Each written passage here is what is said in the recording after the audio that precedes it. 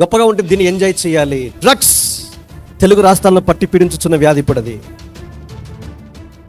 క్యారియర్స్గా ఎవరున్నారు తెలుసా? School children ఉన్నారు. చాక్లెట్స్ ఏమున్నాయి? డ్రగ్స్. చాక్లెట్ స్కూల్ చిల్డ్రన్ నుంచి యూనివర్సిటీలో ఉన్న వాళ్ళ వరకు డ్రగ్స్ మత్తు మాదక ద్రవ్యాలకు బానిసలయ్యారు. ఒక స్థలానికి వెళ్ళాను, జిల్లా కేంద్రం అది, చెప్తే అర్థమవుతుంది. పేరుగాంచిన డీమ్డ్ యూనివర్సిటీ. చెప్పాడు ఆయన, అన్న brother practical talk drugs and sex అనే దాని మీద మీరు చెప్పాలని అన్నాడు. ఎందుకన్నా అన్న నేను చెప్పాడు మొత్తం హిస్టరీ అంతా. ఏం చేస్తున్నారు?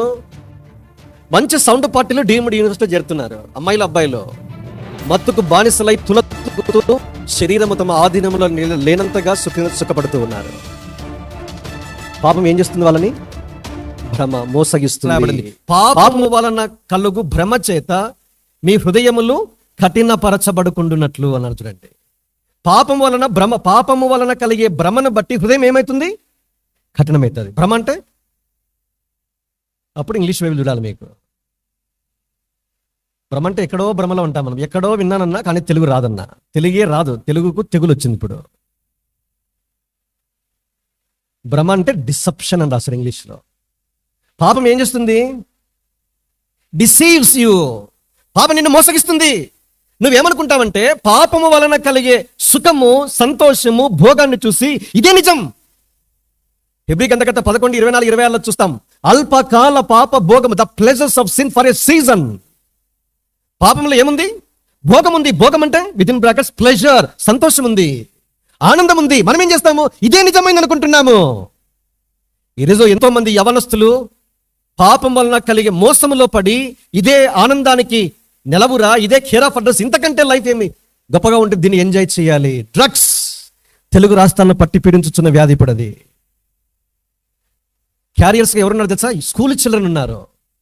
చాక్లెట్స్ ఏమున్నాయి? డ్రగ్స్.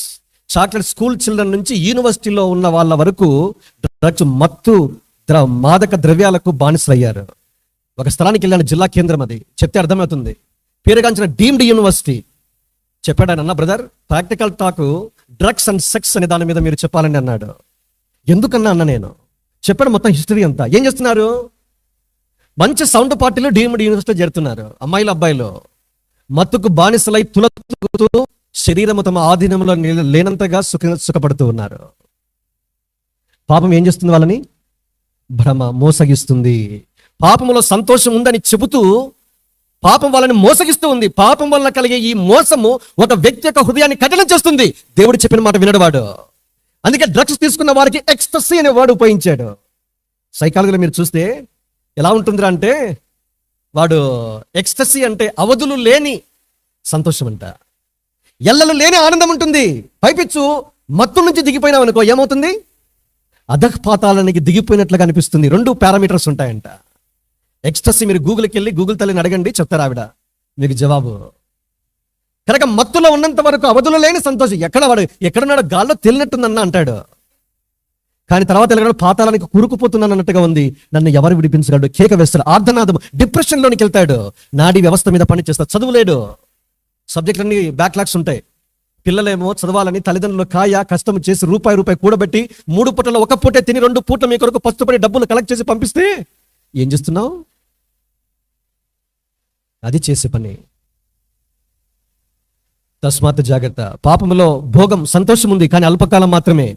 అయితే పాపం నిన్ను మోసగిస్తుంది. ఎప్పుడైతే నిన్ను పాపం మోసగిస్తుందో దేవుడు చెప్పిన మాట వెరితనంగా కనబడుతుంది మీకు.